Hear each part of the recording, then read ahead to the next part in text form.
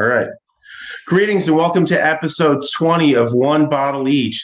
Thank you for tuning in to the first music edition. My guest today is Adam Silvestri. Adam is the creative force behind the band Radiator King. Adam, thank you for being here. How is life in LA treating you? Thanks for having me, Gabe. It's good to be here, man.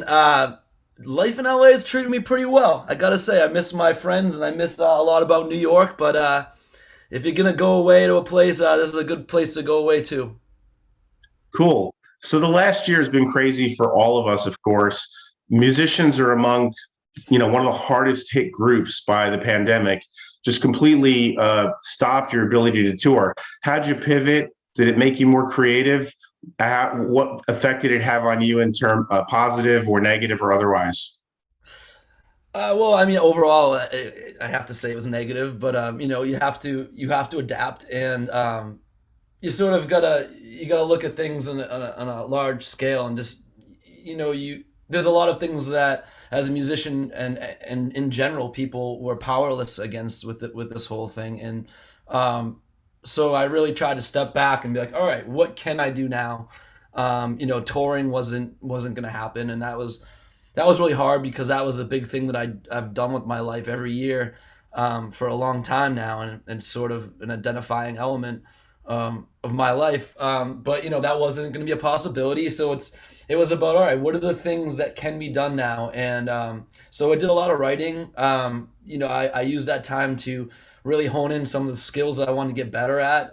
It was a good time to just, you can't do anything else, so just practice these things that are going to make you better at what you do. So that was definitely one thing that was a beneficial thing during all of this. And then I'd say, like, with the move, that was just like, maybe it was a little bit of a jump in the gun, but it was a time period where I was just like, okay, what do I do to not stay stagnant? What can I do to sort of move forward in some sort of way? And I think that I sort of just threw a wrench into what I've known, and I moved out here because a good friend of mine, Brian Viglione, who's played drums on my albums. I've played, I had the honor of playing with them for a couple years prior to his move out here. And so it was like a new beginning, a new start, and it was a way for me to sort of break out of I think what a lot of us were feeling, just stuck. But all in all, I mean, I think I navigated it pretty well. I'm still alive. I'm still able to smile, and I'm feeling great coming out of this, emerging out of this, seeing things. You start to like remember who you were, and you start to remember the things that made you tick, and the things that you do well. So that's been great to reemerge. That's great. And being healthy and smiling are certainly hugely important, both hugely important things. Yeah. So, things are starting to open up. Shows are starting to happen. I see tour announcements every day in my inbox. Are you getting ready to start, hitting the road or playing gigs locally or any of that? What does that look like for you this year?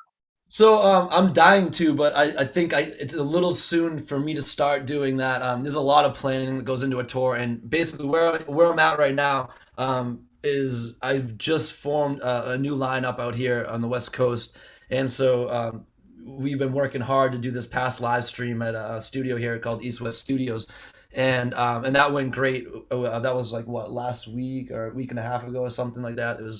Yeah, it was like 2 weeks ago actually, and we did that, and so that was great. That was like the first thing that we rehearsed for as a band, and those guys are awesome.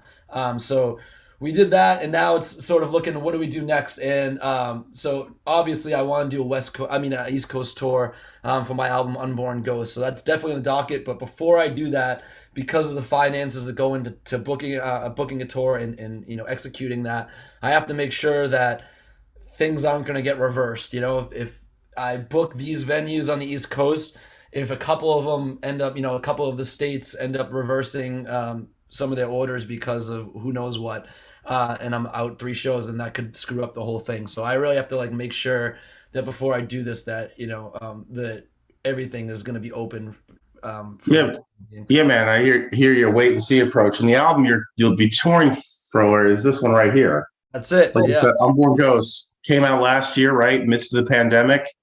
Yeah, it came out in August of last year. Yeah. perfect time to put out a record, right? Best. There'll never be another time like that to put out an album. So I'll never forget that. I'll tell you that. But Yeah, let's hope, man.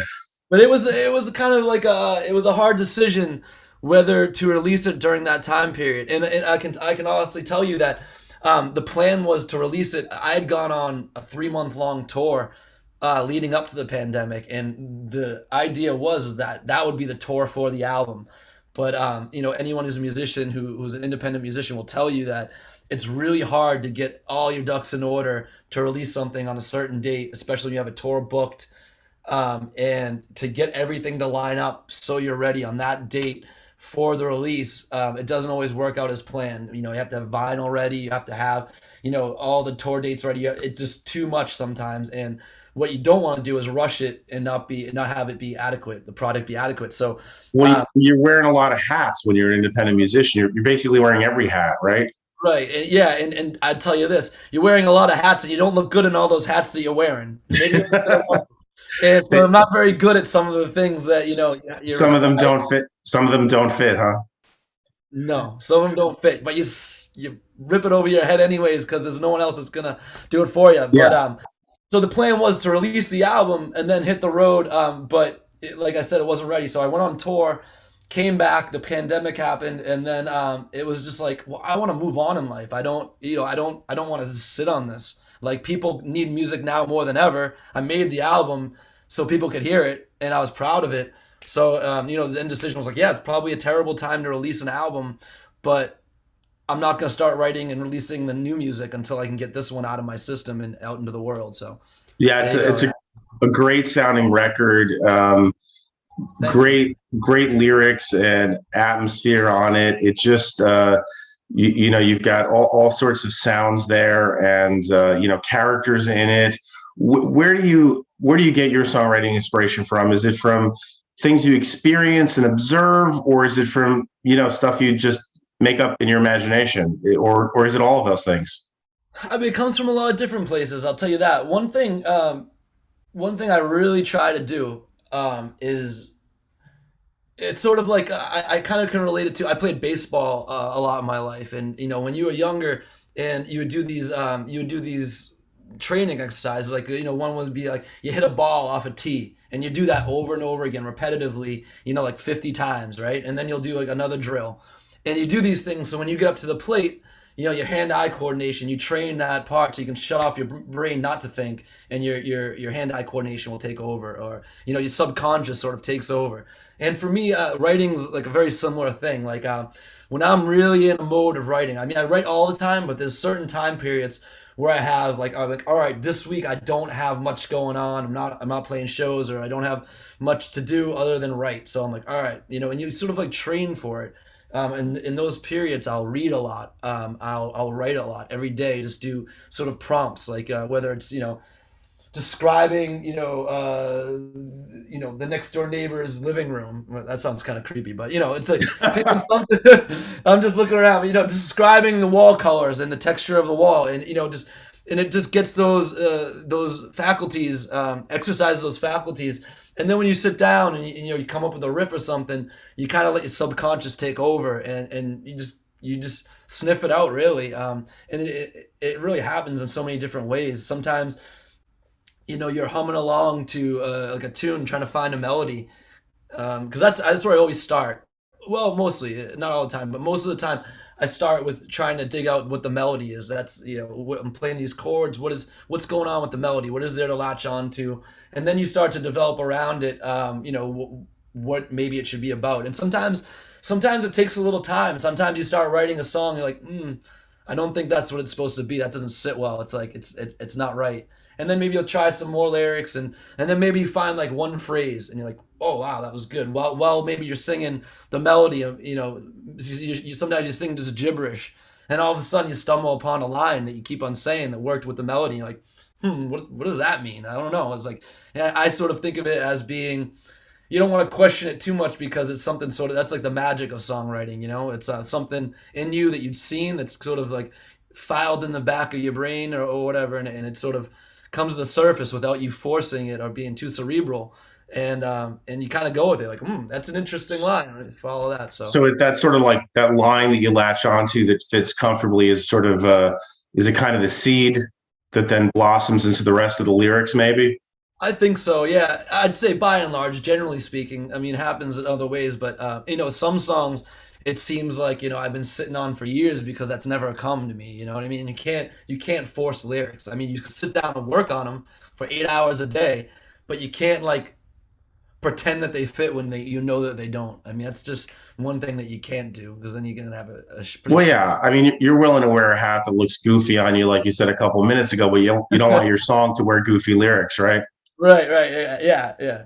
With booking and Facebook posting, you can look like a goofball, but the songs, that stuff's permanent. You're gonna have Yeah, to yeah, work on them. no doubt. Well, speaking of songs, do you have one for us? Sure, man. Yeah. Um. So let's see. I'll do one. Since we were just talking about the line thing, here's a song. This one's called "Out in the Night," and we can talk more about it after I play. But for this song in particular, that line "Out in the Night," I liked that idea. It was sort of like it eludes the feeling of the mystique out there with it, sort of the chaos of everything. And I'll play it, and then we can talk more. Yeah, cool. All right, this one's called "Out in the Night."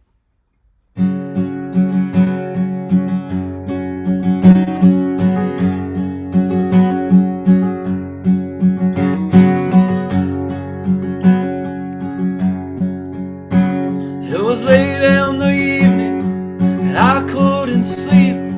I walked down the avenue, just the full moon and me. I thought back to the old days I knew long ago, the place where I started, the place I call home.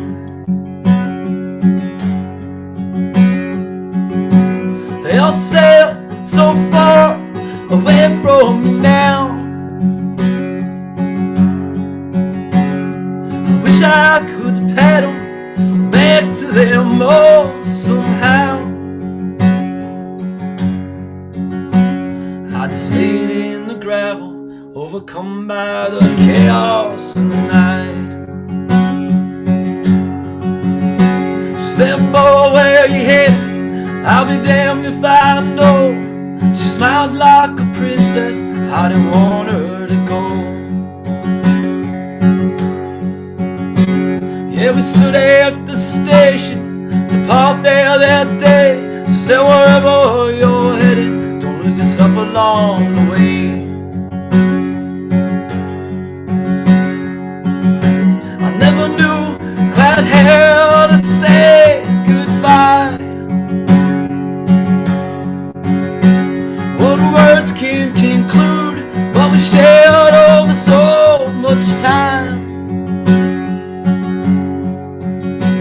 And in one quick instant, we both became strangers in the night.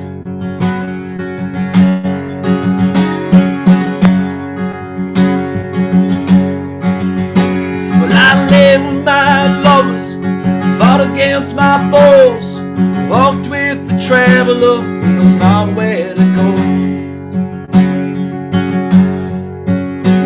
Nobody can teach you what's begging to be seen. Nobody can show you what your painting shall be. Leap from the shoreline to the rocks, surrounded by the sea. Yes, the current is strong, but the demons won't ever let you be. I just laid in the gravel, overcome by the chaos in the night. And in one quick instant, we both became strangers in the night.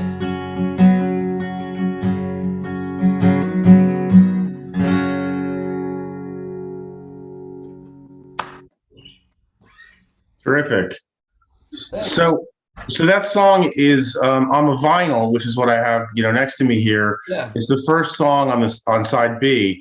So in the day of streaming and playlists and all this kind of stuff, how much do you still think about the sequence of songs on an album? And do you think much at all, since you are putting it out on vinyl, about the, like, oh, it's going to open the second side of the record? Is that important to you, or is that it just happened to be the first song on the second side? Well, firstly, sequencing is very important to me. I think because I grew up listening to albums, and for me, I write an album. No matter what the rest of the world does and how they receive music, I write albums because I value albums. And as far as side A, side B, I 100% think of that. Even if I wasn't releasing vinyl, I still think I would be in that mindset. It would at least be a consideration, because you have in my mind the most important song of an album is the first song. I mean, I love albums where the first song is the best song on the album. It just albums that have a good first song are usually great albums, and that's just the way I kind of that's You just know, a it, pattern I've it, understood. it hooks you in. Right, it does. It really does. And so the side B, it's like it's like when we you sort of get another jump start, to the album. It's usually it's midway through. You're you don't want to lose them. You gotta have something that jump starts it back up, that gets people energized again. And Well, they got off their butt and they turned the record over, right? So exactly, you want to keep it, yeah. yeah, you want to keep them hooked, engaged. Right, and I think even if you take it outside of the vinyl, because you're exactly right, and there's a side A and a side B, but even if you take it outside of the concept of the vinyl, that is the midpoint of this of the CD or whatever, digital album, whatever you're listening. It is the midpoint, so you do want to find something that sort of like a little golden nugget there that sort of you slip in that can really get people excited again and continue listening. So. Yeah, no, makes total sense. So tell us just a little bit more about that tune and what the inspiration behind it was. Sure. Yeah. So, um, if I so at first I remember with that tune, I think I had that line, out in the night, and I was like, oh, what are all the different things that can apply to that idea of, that refrain, out in the night, the different things that happen, and so I kind of thought about, and then the next line, I think I had something about, I just laid in the gravel, overcome by the chaos in the night, and that's sort of about chance, it's like the idea that so when I really once I developed those two lines, I started to run with it, and I was, now it was like it was like it was following your subconscious somewhere, and so that was it started to develop at that point, and then I was going through a breakup at the time, and I noticed that the person who our relationship was ending, and we were gonna be kind of like strangers again, and we met each other as strangers, came together, spent a couple of years of our lives, very close to one another. And then all of a sudden that ends, and then we both become strangers out in the night again, and it was this idea of the chaos of that. And it's a mind boggling concept, and but it's almost it's a beautiful thing as well, because these people come and go from your life, these relationships begin, they end, and you meet different people along this journey. And so that was kind of like what I want to um, the emotion I sort of want to stir up, is that idea that a while, and also the fact that while things, it might be hard to say goodbye, or or to part ways with that person and become strangers with them in a sense, um, you can't move forward to the next thing that life holds for you if you don't move on. Yeah, you have to take that step. I'm glad you picked that song because I think it's quite representative of your sound, and I think that I think of your music. Your lyrics are very evocative of imagery, and they're like little vignettes and little movies. A lot of your songs, they evoke a lot of images. So I think that one does. So thank you for picking it and playing it for us. Sure, man, and thank you for those kind words. It's really nice for you to say. My pleasure. So you grew up in an Italian family. Yeah. Was wine on the table when you were growing up, or did you start drinking wine later in life? Like I grew up, wine was always on the table, homemade wine, and then eventually tried other things. It was just a presence, just like the salt and pepper on the table. I would say at my grandmother's it was, but in my family where I grew up, it was more that there was whiskey always on the table. Oh, okay. But whiskey and beer, that was like I would always see that around the house, and I could always smell that on various people's breaths. but Yep. uh, but my grandparents, wine was a big deal, and I come from a big Italian family, so that would always the wine would be flowing, at holidays or any type of dinner at the W- grandparents' house. Was it also homemade? Like, was your grandfather or like uncles or somebody making it? Or Nah, it was just cheap wine, Carlo Rossi or something in the big jug. hey, that's the gateway drug for a lot of people. Yeah, man. It gets the job done too, Yeah. So, like, at what point in your life do you start? You go to the store and pick up a bottle of wine because like, hey, I like having a glass of wine with dinner. Does that happen for you like later on, recently? When did that go on? I really got into wine, to be honest, when I'd get back from tour and I'd be like, I've been drinking way too much whiskey, and I'd want to drink, but I wouldn't want to drink a lot, so I'd get a bottle of wine. I wouldn't want to get really drunk, so then I started really getting into wine, sort of to take it easy, with the drinking, and yeah, and I really got into, I wouldn't say I know a ton about wine, but I definitely know when I have a one that's decent, and when there's one that I don't like. Um, Yeah. but So what do you find yourself reaching for? Do you go to the store looking for, hey, I want a Cabernet, or are you talking to the guy at the store and saying, hey, I like something that tastes sort of like this? Or are you just like, hey, I'm looking for something that's $10, or you know what I mean? Like, what's your That's, process? that's definitely part of the process. Is finding something Yeah. it's not too expensive. Because I'll tell you this, the one thing that I've noticed, I've had expensive wines that people have given me, and I haven't really noticed a consistency that it's that much better than the $10 bottles of wine. So maybe it's just my taste buds aren't acquired enough to be able to recognize that. But that's fine. I'd rather take the blue pill, whatever it is, and be ignorant to that if I can save money. But Well, for me, sometimes they are, and sometimes they're not. You could spend a ton of money on wine, and it's not necessarily a well-made wine or to your taste, or vice versa. It goes both ways. I really like Malbecs a lot Okay.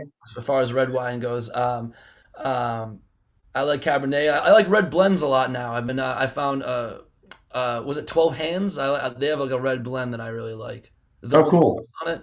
And then yeah, there's a couple I like. I would say, to go back to your question, now that I'm thinking about it, how I first got into like actually like drinking wine was it was one of those I think it was like an ex-girlfriend. She had got like uh, subscribed to one of those winery things where Oh, then you like could, a wine club. Yeah. yeah, like a wine club, and so she had gotten way more than she could ever drink, so we were drinking a lot of wine, and I really got to know a lot more about wine during that time period. When those were great, I've done a couple since.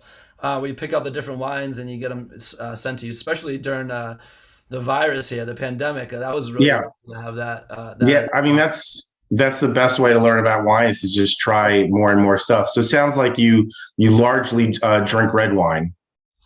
You know what? Up until I moved to California, then I moved here, and for some reason, beer. I've always loved beer, and for some reason, the last year, a year and a half, I just don't want to drink it ever. I'll have a few beers. I'm just like, I'm all set with this. And so when I moved out here, the weather is, it's a lot warmer. It's sunny every day, and you want something sort of refreshing. And I really got into white wine when I moved out here. So Great. that's something I've What been doing a lot lately. Anything particular white wine wise? You drinking Chardonnays, Sauvignon Blancs? What are you drinking? Pinot Grigio mostly. Pinot Grigio. Okay, cool. Yeah, yeah. I found like a couple that I really like here, and the grocery store down the street, and just yeah, it's and I feel like I also feel like maybe this is way off. I don't know. You know much more about wine than me. Because when something's chilled, I feel the same way about whiskeys too. If you put ice in the whiskey, it's always when something's chilled, there's always like less of a chance that it's going to be disgusting or it's not. Yeah, it goes both ways. It depends. Some white wines, if they're a bit simpler, more straightforward, ice cold, they're just super refreshing. And then some wines, if they're really complex, if you over chill them, they might still be tasty, but you might miss some of the nuances. Right. Yeah. But at the end of the day, it doesn't matter. All that really matters is how you're enjoying them or not enjoying them. If you're enjoying it, that's it. Drink it. I like your So take on it. I picked a bottle of wine, Coupe Syrah, for us to taste. It's from the Central Coast. Yes. Um, having had a couple of opportunities to have a glass of wine with you, my impression was one that, and this was before you moved to California. It was that you did lean towards red wine, and that you liked a fruit forward red wine was one of the things I thought of. And so I think this is a quality uh, fruit forward Syrah that's got a good finish on it, and it's, it doesn't won't break the bank at $20. So Yeah. Cheers, man. cheers.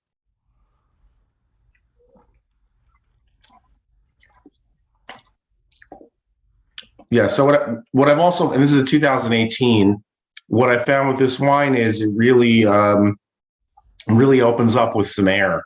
So, whether it's a little bit later, or even if you leave it open on the counter, you'll find tomorrow it's even tastier. But what's your impression now? I mean, do you like it? Do you not like it? I really like it. It's really good. I don't know. I haven't had much Syrahs, to be honest. And I really like it. It's good. I like it. It's got a dryness to it. Yeah. It's not overly dry. I like that. It's not like so bitter that I feel like I need to leave it out to get more oxygenated. I don't know if that helps with bitterness, but I've noticed that sometimes when I buy a wine that I don't like, if I leave it out, to get oxygen, it will get better in that sense. Yeah. So yeah, often, the air, or, aerating it will really allow it to sort of express itself because it's Yeah. a little closed off, maybe young and tight. So yeah. But this one, like I said, I think it does benefit from that, but I think it's tasty right out of the bottle. It's I don't know, black fruit on the nose. Like I get like blackberry and some black cherry, and I think it's got a good finish. Yeah, no, I like it a lot, and you probably have some listeners that are gonna be listening. They know a lot about wine. I just want to throw it out there. I'm doing some bullshitting now when we're talking about these different tastes and smells and senses, because I'm sure that I'm even saying stuff that sounds ridiculous to someone who knows a lot about wine. I did a cigar podcast once too, and they were asking me questions like that, and I was like, guys, this is a little over my head. So all the Now, listeners out there, if you sniff some BS here, you're probably right. So don't crucify me for it. yeah, Adam, man, all I'm interested in is your impression. Whatever, it doesn't it doesn't have to be anything particular. It's just whatever hits you. That's all. It's just Yeah, no, real. it's a really good wine. It's smooth. There's a smoothness to it. It's not too bitter, and it has a, like you said, it has a fruit fragrance to it. It has a fruit taste. It's not too much though. It's really good. Yeah, yeah. You're right. It's balanced, and it's got a bit, dryness to it too. It's great food wine. I mean, this is like, I don't know, to me, a perfect burger wine. I wish you sent me a burger in the mail to eat I with. I should have. It would be probably, I think, with this a bacon cheeseburger, probably with like a little bit of gorgonzola on top. That sounds nice. I Yeah. think would crush with this, or mushrooms. I think would do really nicely with this as well on top of that burger. You know. So I Yeah. mean, it's probably dinner time for you, so I'm probably making you hungry. A little bit, yeah. But no, it's a great wine. And I love drinking white wine with steak, with red pasta sauce, and that's one thing I really enjoy red wine with. And I think that the traditional thing for me too. Yeah. Grew up in an Italian family, we always had red wine, during those meals. Well, I think about that a lot. I often think of certain wines for certain categories that hit me all the time. And one of the things I'll identify a wine and I think of it. This is a Sunday. It's a Sunday dinner wine. Yep. Doesn't mean it's an expensive wine by any means. It's just a wine that I can picture with a Sunday sauce. Yeah, and just you saying that, it's like a flood of emotions that come. I love, a Sunday sauce, a Sunday meat sauce with pasta, and it's always, a lot of wine being drank and during the Well, Sunday sauce day. I think next time we see each other, we're gonna have to make some sauce. If I come to your place and there's not a Sunday sauce, I'm gonna be upset. Oh, well, all right. You've thrown down the gauntlet then. Yeah. So thank you. So, you are, just to tell people, online, all your stuff can be found under Radiator King, Yeah. Spotify, YouTube channel, Facebook, Instagram, all the socials, right? Anything I'm forgetting? Apple Music. Nope. And if you want to go right to my site, it's just radiatorkingmusic.com, and everything's there too. It's a good jump launching pad for all the other stuff. So There you go. You linked out to everything else. And yeah. again, it's Unborn Ghosts. I suggest buying it on vinyl, but you know, you don't have a turntable, go ahead, stream it, order a CD, download it, whatever you have to do. Check out Adam's music. It's really good. Special music, great lyricist, and like I said, really evokes some terrific imagery. And you know, he puts on an excellent show. Seen him play both with a band, and I've seen him play solo, and both are well worth your time. So check him out. Adam, Yeah. salud. Salute, Gabe. Thank you for all those kind words, and I appreciate you having me. And My pleasure. Thank you for doing it, and hopefully soon, you know, I'll see you with the guitar in your hand in person, and we'll drink some wine and have a good time. I look forward to it, man.